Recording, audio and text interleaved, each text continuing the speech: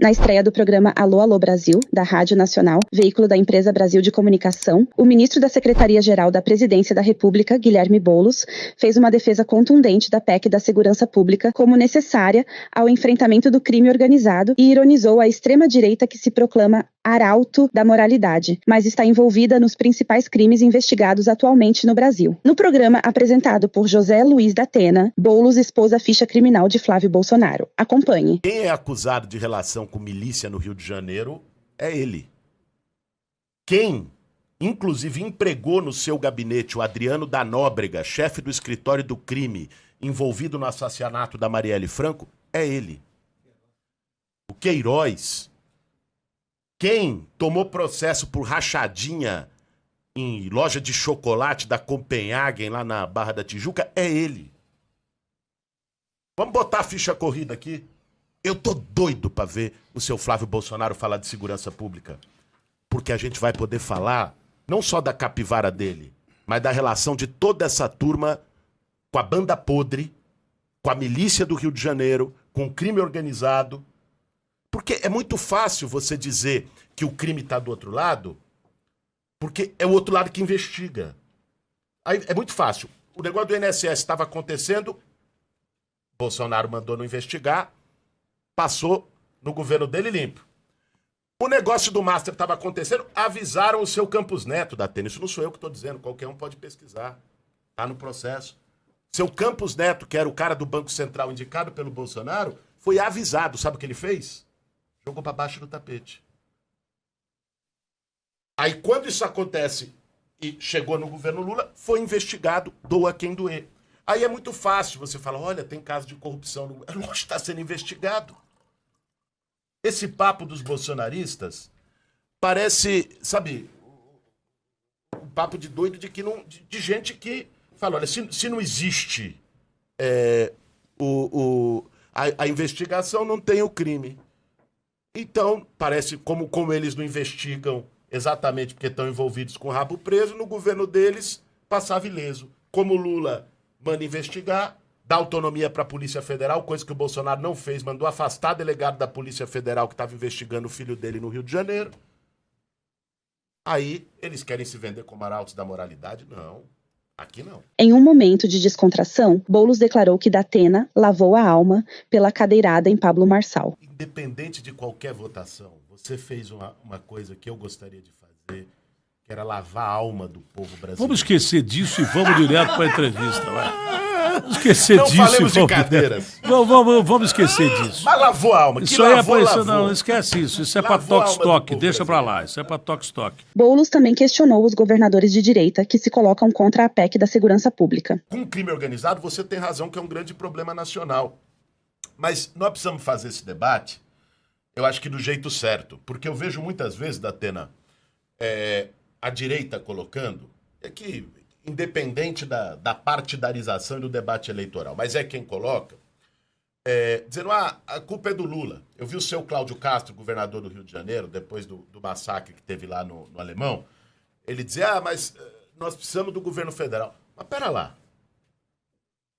O único presidente, desde a Constituição de 88, porque você sabe que a Constituição de 88 ela estabelece que segurança é a responsabilidade dos estados. Cada estado tem sua polícia militar, sua polícia civil, sua polícia técnico-científica. É o estado que cuida da segurança. O governo federal sempre falou, eu não vou me meter nisso, que é um BO danado. O Lula é o primeiro presidente, desde a Constituição de 88, que manda uma PEC dizendo, eu quero ter mais atribuição. A PEC da segurança pública é para falar, o governo federal, o governo do Brasil tem que ter uma responsabilidade maior, exatamente porque o crime organizado é nacional. E os estados não têm condição de dar conta sozinhos. Tem que pensar uma intervenção da PF. Essas mesmas pessoas que atacam o Lula e o governo, dizendo que não se preocupa com segurança, foram contra a PEC da segurança pública e estão barrando no Congresso. O ministro destacou a independência da Polícia Federal nas investigações em andamento. Nós estamos pela primeira vez pegando o andar de cima, Datena. Você citou a operação das fintechs na Faria Lima e tal, a operação Carbono Oculto. O governo do Lula liberou a Polícia Federal para falar, pega. Quem precisar pegar.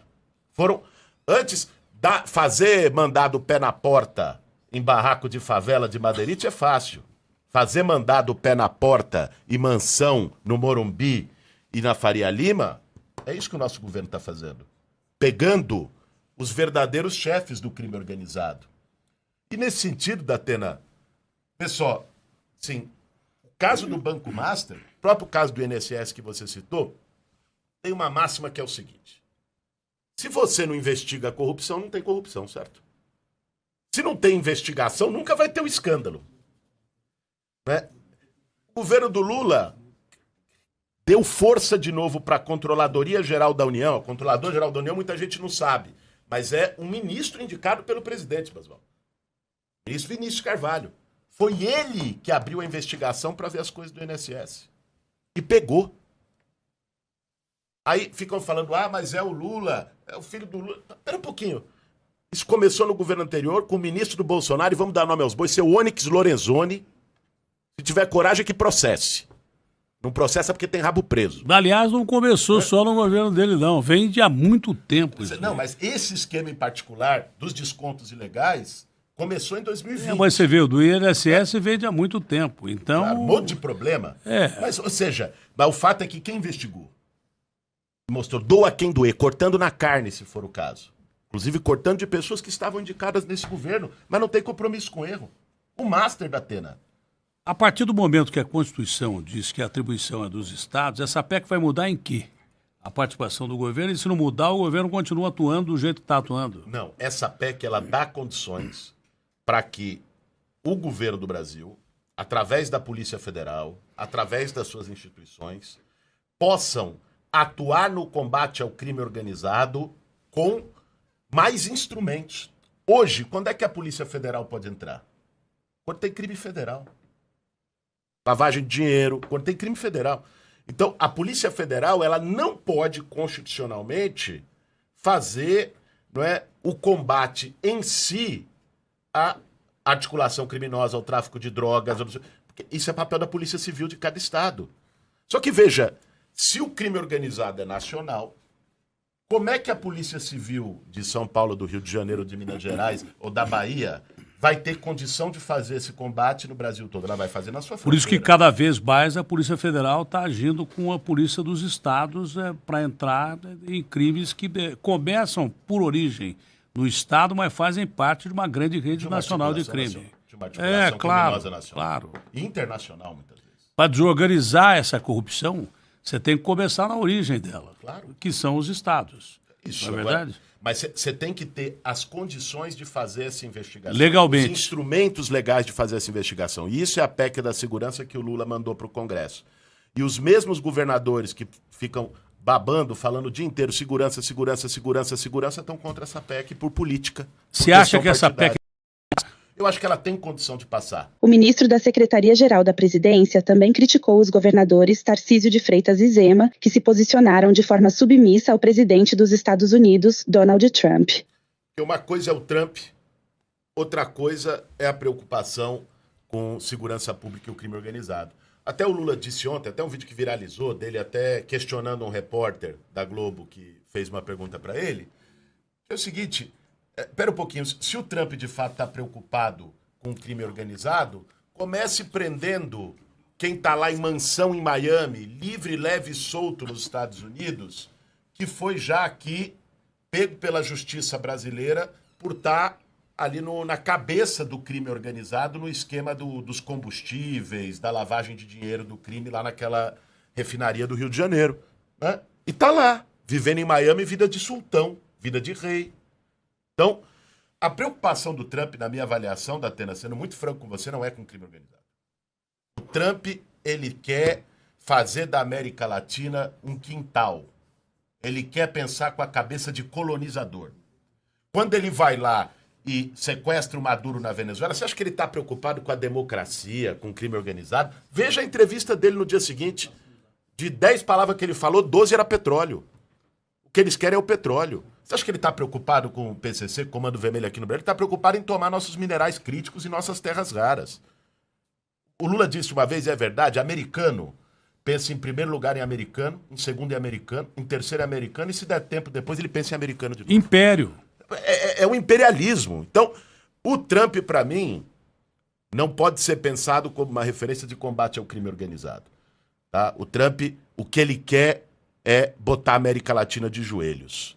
Pela sorte do nosso povo, a escolha do povo brasileiro, nós temos um presidente da República que não aceita, que não usa bonezinho do MAGA, igual o seu Tarcísio, governador de São Paulo, fez. Que não fica lambendo bota de americano, igual o seu Zema fez, igual o seu Eduardo Bolsonaro, que foi lá ser traidor da pátria para fazer tarifaço contra o Brasil. Nós temos um presidente que falou: soberania não se negocia. Isso é um ponto, e eu acho que esse ponto vai ser um dos pontos importantes da campanha eleitoral, inclusive. Porque os Estados Unidos estão numa ofensiva na América Latina, eles estão numa guerra fria com a China, querem disputar influência com a China. Esse é um problema deles. Agora, o Brasil é nosso, é dos brasileiros, e eles não podem vir meter a mão. Boulos também comentou sobre o papel do Supremo Tribunal Federal nas investigações do Banco Master e ponderou que o tribunal não está acima do bem e do mal. E aí vem, estou vendo aqui da capa do UOL, que a crise de imagem arrasta o Supremo para a eleição e dá gás à oposição de Lula. Como é que fica, mais ou menos, essa posição? Porque, desde o princípio, acho que o presidente Lula se colocou contra a posição do Toffoli. Ele preferia que o Toffoli se afastasse para que fosse investigado. Seria o mais ético, e eu até esperei, conhecendo o Toffoli como eu conhecia, que ele fosse se afastar para dar margem a uma investigação mais profunda e isso não arranhar os senhores ministros notáveis do Supremo. Não aconteceu. Esse desgaste realmente do Supremo, que foi uma das grandes brigas com o governo anterior, do Bolsonaro com o Supremo, mas esse desgaste que a oposição quer colar no governo Lula, lhe parece uma coisa lógica ou não? Mesmo porque o Lula se colocou contra a posição do Toffoli permanecer ministro enquanto fosse investigado, que ele devia se afastar. Datena, eu acho que hoje, você tenta fazer um debate e às vezes a lacração supera o debate. Esse é um problema. Mas vamos colocar as coisas como elas são na mesa. O Supremo Tribunal Federal foi importante para o Brasil para preservar a democracia contra quem queria dar golpe de Estado. Ponto. Teve coragem. Funcionou a instituição. Pagou preço por isso. Funcionou a instituição. O Xandão tomou Magnitsky e por aí vai, mas teve coragem. Agora, isso não quer dizer que o Supremo ou qualquer outra instituição esteja acima do bem e do mal. Aliás, nós sempre dissemos isso. Né?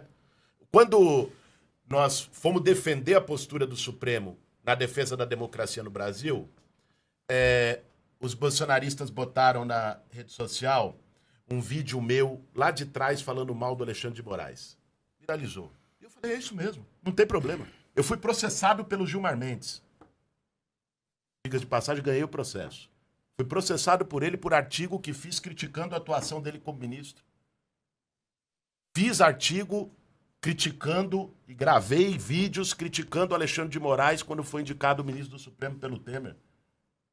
Porque ninguém está acima da crítica, nenhuma instituição está acima da crítica. Agora, uma coisa é você poder criticar, como criticar o Toffoli na condição do Master ou qualquer outro. Isso é parte de uma democracia saudável. Outra coisa é você querer fechar o Supremo com cabe um soldado. É você fazer plano para matar ministro do Supremo. Na Operação Punhal Verde e Amarelo. Aí tá errado. Então, é esse joio que nós temos que separar do trigo. Senão você fala: o Bolsonaro é contra o Supremo, o Lula é a favor do Supremo, aí o Supremo errou, então isso fortalece o Bolsonaro. Não, vamos fazer um debate racional, do jeito que ele tem que ser feito.